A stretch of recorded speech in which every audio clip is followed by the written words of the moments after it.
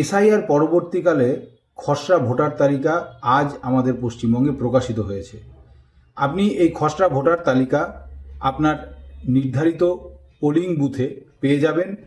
এছাড়াও আপনি আপনার নিকটবর্তী পঞ্চায়েত অফিস বা পৌরসভা অফিস বা বিডিও বা এসডিও দপ্তরে বা আপনার নিকটবর্তী নির্বাচন দপ্তরে, ডিএম অফিসে, এমনকি আপনি আপনার বিএলওর কাছ থেকেও আপনি আপনার খসড়া ভোটার তালিকায় নাম আছে কিনা দেখে নিতে পারবেন। কিন্তু যদি আপনি কোথাও না যেতে চান, তাহলে আপনি কিন্তু আপনার হাতের স্মার্টফোনের মাধ্যমেও খুব সহজেই দেখে নিতে পারবেন আপনার এই খসড়া ভোটার তালিকায় নাম আছে কিনা। কি করে দেখবেন, চলুন দেখিয়ে দেই আজকের এই ভিডিওতে। প্রথমেই আপনি আপনার স্মার্টফোন দিয়ে চলে যাবেন গুগল ক্রোমে। সেখানে সার্চ বারে গিয়ে লিখবেন ভোটার সার্ভিস পোর্টাল। প্রথম যে লিঙ্কটি পাবেন সেটাতে টাচ করে দেবেন। তারপরে যে পেজটি খুলবে সেখানে দুটো ঘর দেখতে পাবেন, একটি এপিক নাম্বারের আর একটি আপনার রাজ্যের। আমি আমার এপিক নাম্বার দিয়ে দিচ্ছি।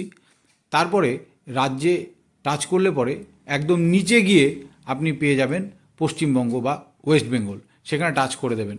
এবারে নির্ধারিত ঘরে ক্যাপচা ঠিকঠাক পূরণ করে সার্চ টিপে দিলেই খুলে যাবে আপনার নাম এবং আপনার বাবার নাম এবং সম্পর্ক, আপনার ভোট কেন্দ্র, এবং শেষে যে ভিউ ডিটেলস সেখানে যদি টাচ করেন তাহলে একেবারে আপনার বয়স, আপনাদের বিধানসভা কেন্দ্র এবং আপনার যে কোথায় ভোটদান করেন সেই সমস্ত কিছুই ঠিকঠাকভাবে আপনি দেখে নিতে পারবেন।